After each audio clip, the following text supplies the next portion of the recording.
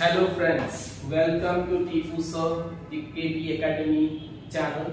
और आज हम यहाँ पे लेकर आए हैं प्रैक्टिस क्वेश्चंस जो अभी अभी सीबीएसई ने शेयर किया है 4 दिन पहले, जो कि मैथमेटिक्स स्टैंडर्ड है। पर हाँ, ये बहुत डिफिकल्ट है बोलना कि कौन सा क्वेश्चन बेसिक और कौन सा क्वेश्चन एग्जैक्टली स्टैंडर्ड पे आएगा। तो मेरे हिसाब से ये हर बच्चे को सॉल्व करना बहुत जरूरी है।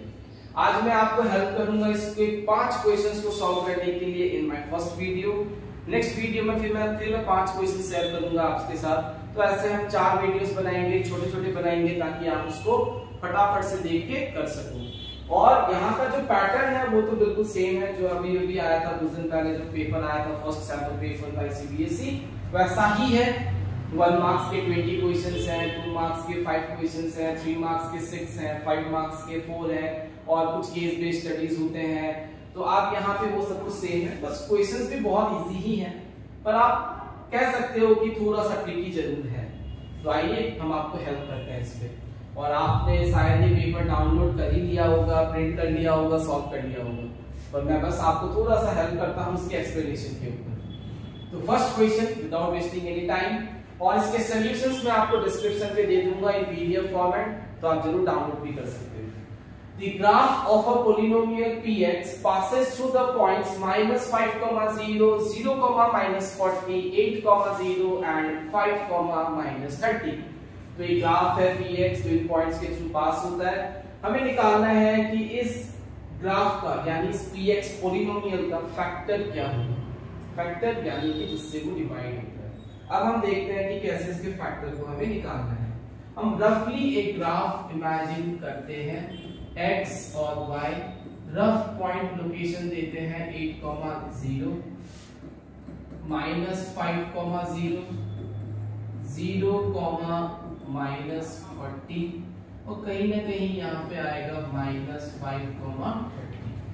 ये 4 पॉइंट्स के थ्रू वो ग्राफ पार होता है, ये कहा गया है। अब ये जो आप ध्यान देने वाली बात है कि ग्राफ px है, यानी कि it is a polynomial in px, in x, जैसे कि x + 1, x² - x + 1 kind of, कि वैसे उस तरह का इक्वेशन है। तो यहाँ पे अब आप px अगर है तो मतलब जो x एक्सिस की जो वैल्यूज हैं वो हमारे सॉल्यूशन को डिसाइड करेंगे, ठीक है। अब अगर ये ऐसा होता कि ग्राफ py होता, x = py, तो यहाँ हो जाएगा y = px। अगर यहाँ देखो आप, तो ये ग्राफ अगर y पे होता ये पोलिनोमियल, तो हम यहाँ पे y कोऑर्डिनेट्स जो y के जो एक्सिस की जो वैल्यूज हैं उससे इंपॉर्टेंस देते हैं टू फाइंड द फैक्टर। क्योंकि ये जो पोलिनोमियल x पे है तो we are giving importance to the x axis, the way we do for parabola. आपको याद होगा कि जितने पॉइंट्स पे वो कट करता है वही उसके जीरोस कहलाते हैं। पर अगर वो होता है तो कैसे होता है, जब वो ग्राफ या जो पोलिनोमियल px के फॉर्म पे होता है, py के फॉर्म पे अगर हो तो हमें y एक्सिस काउंट करना पड़ता है, ठीक है। तो यहाँ पे अगर आप देखो तो अब हम कैसे करेंगे इसको सॉल्व, तो सिंपल सा फंडा है। देखो आप यहाँ पे जो x की वैल्यू है वो क्या है, 8 है, तो हम 2 पॉइंट्स को ही काउंट करेंगे, एक हो गया -5, 0 और एक हो गया 8, 0। तो यहाँ पे x की वैल्यू -5, तो x + 5 हो जाएगा आपका 0, और यहाँ पे आपकी वैल्यू x = 8 है, तो x - 8 हो जाएगा = 0। अब देखते हैं कौन सा ऑप्शन हमारे लिए सुटेबल है according to them. x - 5 not valid क्योंकि x + 5 आ रहा था, x - 8 वैलिड क्योंकि हमारे पास भी है, x + 30 और 40 तो आएगा ही नहीं। तो यहाँ पे जो राइट ऑप्शन है वो है ऑप्शन बी, और वो है x - 8। ये हो गया क्वेश्चन नंबर 1। तो इसके पीडीएफ को आपको जरूर शेयर करूंगा, तो आप ये देख सकते हो, ठीक है। Thank you. अब हम चलते हैं नेक्स्ट क्वेश्चन की तरफ। जो क्वेश्चन गिवन है लीनियर इक्वेशंस इन 2 वेरिएबल्स, और आपको बहुत ज्यादा पहचाना लगेगा ये क्वेश्चन, तो इनफाइनाइटली मेनी सॉल्यूशंस, बस नो सॉल्यूशन, यूनिक सॉल्यूशन। तो इनफाइनाइट ढेर सारा, बहुत सारा सॉल्यूशन देने वाला है। ये इक्वेशन आप देखो तो क्या है, mx + 4y - 6, और एक है ny - 12x + 12 = 0। हम हमेशा इनफाइनाइटली मेनी कहते ही एक ही हमारे पास कंडीशन है वो दिमाग में आता है, वो हो गया आपका a1/a2 equals to b1 by b2 equals to c1 by c2। अब यहाँ पे ये डिसाइड करना है a, b और c, यानी a1 b1 c1 क्या है। तो पहला जो इक्वेशन है वो हम अगर देखें तो वो क्या है mx, है ना। आप देख लो mx प्लस 4y माइनस 6। तो हम पहला इक्वेशन अगर लिखें mx plus 4y minus 6 equals to 0। जो x की कोफिशिएंट होती है वो a1, जो y की कोफिशिएंट होती है वो b1 और जो कांस्टेंट होता है वो c1। अब देखते हैं अपने दूसरे इक्वेशन को, वो है ny minus 12x plus 12 equals to 0। यहाँ पे a2 की वैल्यू y, अरे सॉरी n, नहीं, बहुत केयरफुल रहना है। देखो यहाँ पे जो पहला वेरिएबल है वो x है और दूसरा वेरिएबल, पहला वेरिएबल y है और दूसरा वेरिएबल x है। तो आपको बहुत केयरफुल रहना है कि ये है आपका v2 और ये है आपका a2 और आपका ये है c2, क्योंकि जो स्टैंडर्ड फॉर्मेट होता है वो ax प्लस by होता है ना। तो फंसाने के लिए जल्दी में हम क्या करते हैं कि इसको a1 b1 और c1 a2 b2 c2 लेके कर लेते हैं, बहुत केयरफुल रहना है। तो यहाँ पे a1 की वैल्यू m, a2 की वैल्यू माइनस 12, b1 की वैल्यू क्या है 4 और आपकी जो b2 की वैल्यू है वो क्या है n, c1 की वैल्यू माइनस 6, c2 की वैल्यू 12। आपको कैलकुलेशन एक बार इन दोनों को लेके करना है और एक बार इन दोनों को। तो यहाँ पे जो कैलकुलेशन आएगा m by minus 12 equals to minus 6 by 12 cancel, minus minus will become plus, तो m की वैल्यू 6। ठीक उसी तरीके से अगर हम देखें तो यहाँ पे 4 by n equals to minus 6 by 12, आप क्रॉस मल्टीप्लाई करोगे तो 4 into 2 plus 12 by minus 6, तो आंसर इज minus 8।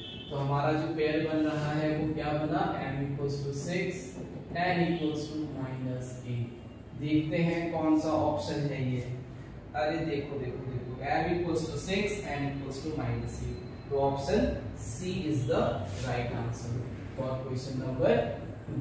ठीक है, अब मूव ऑन करते हैं हम क्वेश्चन नंबर 3 की तरफ। मैं ज्यादा टाइम वेस्ट नहीं करूंगा क्योंकि आपका एग्जाम है, आपको ढेर सारी पढ़ाई करनी है और बहुत अच्छे मार्क्स लाने हैं।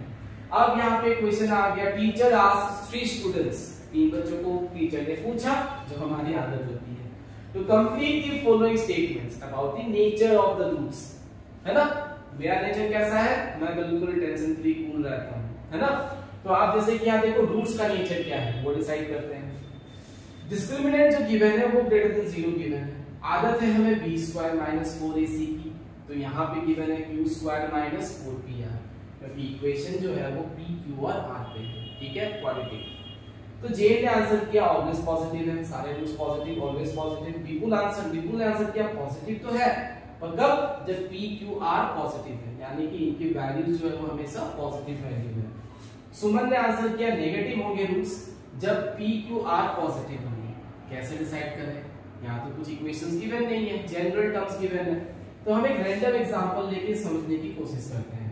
हम मान लेते हैं कि सारे वैल्यूज तो पॉजिटिव है, तो हम एक ऐसा एग्जांपल लेते हैं जिसपे सारे वैल्यूज पॉजिटिव हो। तो यहाँ px square plus qx plus r equals to 0 है, तो मैं एक एग्जांपल ले लेता हूँ x square plus 7x plus 12 equals to 0।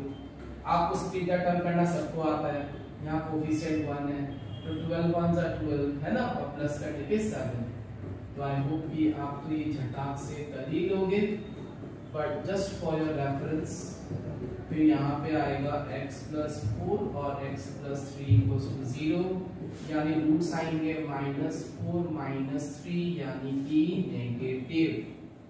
और नेगेटिव तो आया, पर कैसे, जब p की वैल्यू 1, q की वैल्यू 7 और r की वैल्यू 12 और ये तीनों वैल्यूज पॉजिटिव हैं, यानी कि इसका जो वैल्यू है वो क्या होने वाला है, नेगेटिव होने वाला है। और कब होगा, जब ये तीनों कोफिशिएंट्स और ये जो कांस्टेंट है पॉजिटिव होंगे। तो किसकी आंसर करेक्ट है, यस, यहाँ पे सुमन का आंसर सही है, जो कि क्वेश्चन नंबर 3। तो देखिए आप यहाँ पे सुमन ने कहा था negative if p q r are positive, है ना, उसमें हमारा आंसर करेक्ट है जो कि ऑप्शन सी है। सो हम यहाँ पे ऑप्शन सी को करेक्ट डिक्लेयर कर देते हैं।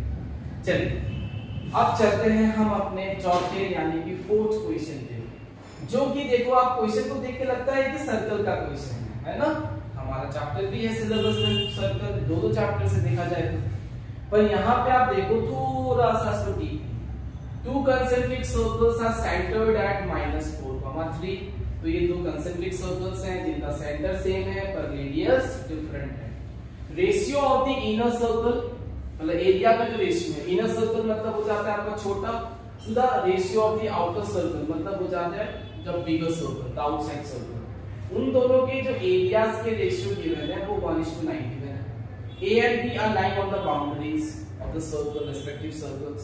हमें पूछा है the coordinates of B given है 3,5. Which of the following are the coordinates of A?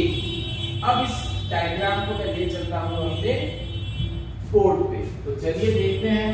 तो आप यहाँ पे देखो 4 नंबर, तो यहाँ पे सर्कल चाहे तो हम एक अच्छा सा बना लेते हैं, मैं बनाऊंगा तो अंडा बन जाएगा। तो ये एक सर्कल हो गया, फिर हम और एक सर्कल ड्रॉ कर लेते हैं छोटा सा, तो कंसेंट्रिक बन ही जाए, ठीक है।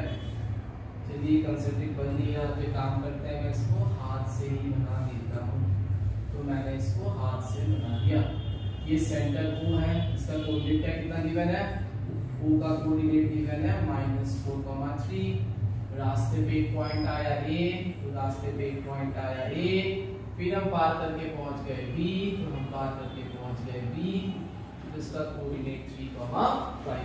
तो कहीं ना कहीं सर्कल से बाहर आके हम कहां पहुंच गए, स्ट्रेट लाइन यानी कि कोऑर्डिनेट ज्योमेट्री। यस, अब देखो यहाँ पे हमें चाहिए A का कोऑर्डिनेट, मान लेते हैं x, y।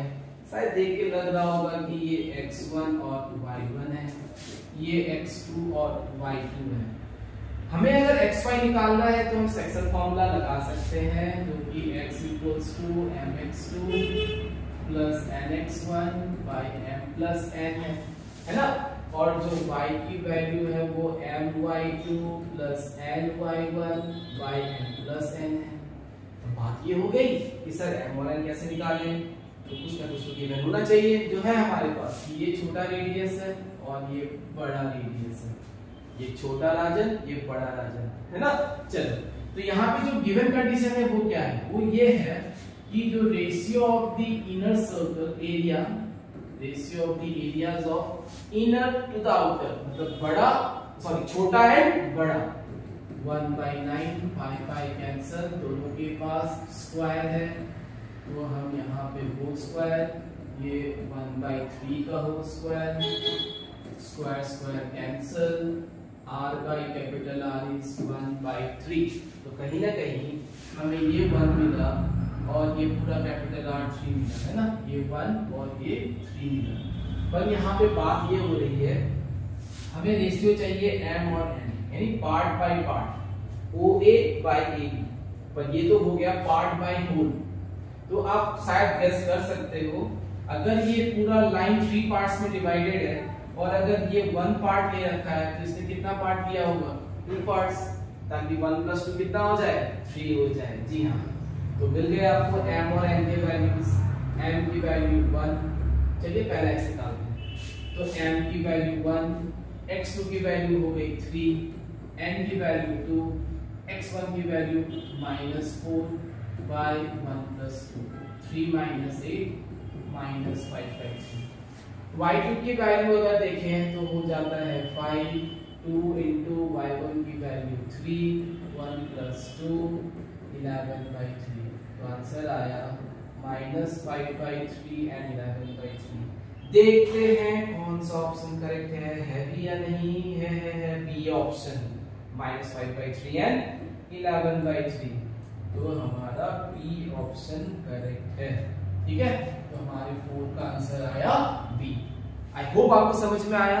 देखा कैसे उन्होंने मिक्स किया, सर्कल कहीं ना कहीं ले गए उसको कोऑर्डिनेट ज्योमेट्री। तो ऐसे आगे और बहुत सारे क्वेश्चंस हैं जहां पे बहुत सारे चैप्टर्स को मिक्स करके क्वेश्चन बनाए गए हैं, जो काफी इंटरेस्टिंग है, काफी फ्यूचरिस्टिक है। हमारे कॉम्पिटिटिव एग्जाम्स में कुछ ऐसे ही ट्रिकी क्वेश्चंस आते हैं। चलिए अब चलते हैं क्वेश्चन नंबर 5 जो इस वीडियो का लास्ट क्वेश्चन होगा। तो यहाँ पे जो 5th क्वेश्चन है वो कुछ ऐसा है, आप देख सकते हो। Sonali is standing on one side of a 7 metre wide road. एक 7 मीटर वाइड रोड है, आप देख सकते हो ये रोड है। अब यहाँ पे देखो she wants to estimate the distance D, उनको ये पोल 1 और पोल 2 के बीच के डिस्टेंस को एस्टिमेट करना है, कितना है, तो ये कैपिटल डी से डिनोट किया गया है। Between the two light poles on the other side without crossing the road, ठीक है, विदाउट क्रॉसिंग। सोनाली देखो यहाँ खड़ी है, उसको इन दोनों डिस्टेंस को जानना है, पोल्स के बीच के डिस्टेंस पर विदाउट क्रॉसिंग, बैठे बैठे लास्ट को कैसे होगा। अब ध्यान से देखो, क्या लगता है आपको, किसी किसी को लगता है कि ये शायद हो सकता है एप्लीकेशन ऑफ हाइट्स हो, ट्रिगोनोमेट्री हो, ठीक है। कहीं ना कहीं आप ये भी सोचो कि क्या ये ट्रायंगल्स है, क्या ये सिमिलरिटी ऑफ ट्रायंगल्स है, तो शायद क्या पता मुझे हेल्प कर जाए। तो अब देखते हैं which of the following expressions represent D in terms of P and R.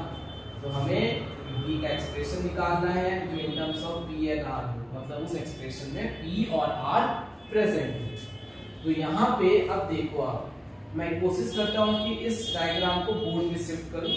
तो यहाँ पे आप देखो अब, तो देखिए आप ध्यान से देखिए, ये रोड है, ठीक है, जो 7 मीटर वाइड या 7 वाइड या 7 यूनिट्स वाइड है, ये आया यहाँ, ठीक है। अब ये पोल, मैं यहाँ पे इसी को पोल मान देता हूँ, चलिए पोल 2, ये पोल 1, ये यहाँ ज्वाइन हुआ जहां ये सोनाली खड़ी है। अब आप ध्यान से देखो, ये डी है, ठीक है, ये हो गया 7 क्योंकि ये 7 है ना। अब आप देखो यहाँ पे और क्या क्या मार्क गिवन है, ये आर है, ये 90 मार्क है, ये देखो पी है। तो आप उसको क्वेश्चन में देखना ध्यान से, ये पी है, ये आर है ना। और आप देखो वहां पे कुछ एंगल्स मार्क किए गए हैं सिंबॉलिकली, ये 90। अब अगर मैं इस पूरे क्वेश्चन को नेमिंग करूं, like if I want to name it, suppose that it be S, S नहीं देते, L M N O, capital P दिया, स्मॉल पी यूज्ड है। तो यहाँ पे देखिए आप ट्राइंगल कौन से हम सिमिलर कर सकते हैं इन ट्राइंगल। अगर मैं ये देखूं L P M and triangle, LPM देखा तो दूसरा लेता हूं L, ये आपका हो जाता है O, LON। आप देखो ये एंगल कॉमन है, तो एंगल 1 मार्क के लिए तो दिखाने की जरूरत नहीं है, ये अंडरस्टैंडिंग के लिए दिखा। तो ये आपका हो जाता है कि angle L equals to angle L, ये 91 और इसको 2 दे देता हूं, तो 1 और 2 हो गए 90। तो बाय एंगल ट्रायंगल्स हो गए सिमिलर। अब हम देखते हैं कि कॉरेस्पॉन्डिंग साइड्स। तो अगर आप देखो कॉरेस्पॉन्डिंग साइड्स पे एंगल L जो है कॉमन है दोनों ट्रायंगल्स के लिए। छोटे के ऑपोजिट में है PM, बड़े के ऑपोजिट में इसके है ON। और यहाँ पे अगर देखें ये 90 और ये 90 इक्वल है, इसके ऑपोजिट में छोटे के लिए है LN और इसके ऑपोजिट में बड़े वाले के लिए है LP, है ना। सॉरी LP नहीं है, LN है। जो लास्टली बच जाता है वो कहीं ना कहीं क्या बच जाता है आपका LP, और आपको क्या बच जाता है L2। अब हम देखते हैं कि किसकी वैल्यू हमें पता है, PM है यस, PM कितना है 7, ON D है जो हमें निकालना है, LM नहीं पता, LN नहीं पता, इसको इग्नोर कर देते हैं एक बार के लिए, इसको देखते हैं क्या होता है, ठीक है। तो LP क्या है, LP है P, और जो LO है L से लेके O, ये P और ये 7 यानी कि P+7। आप अगर क्रॉस मल्टीप्लाई करते हो, है ना, तो आपको क्या मिलता है, सॉरी मैंने एक मिस्टेक कर दिया है, PM की जगह मुझे लिखना चाहिए था R, ठीक है। आप सोच रहे हो ना सर ने क्या लिखा, तो PM की जगह आपको लिखना है R, ठीक है। अब आप क्रॉस मल्टीप्लाई करते होगे तो क्या हो जाएगा R × P+7 बाई, क्योंकि 7 मीटर में था तो ये मीटर हम लिख सकते हैं।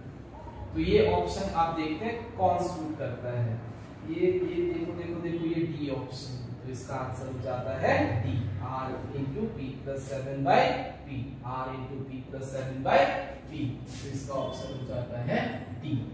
तो मैं अब आऊंगा 6 से लेके 10th तक क्वेश्चंस के लिए नेक्स्ट वीडियो पे, आप जरूर देखना, जरूर अपने फ्रेंड्स के साथ शेयर करना। हो सकता है मैंने वीडियो काफी कम ही दिए हैं, पर कोशिश करूंगा, करता हूं हमेशा, पर कुछ बिजी स्केड्यूलिंग की वजह से नहीं हो पाता है, पर I am trying to help you.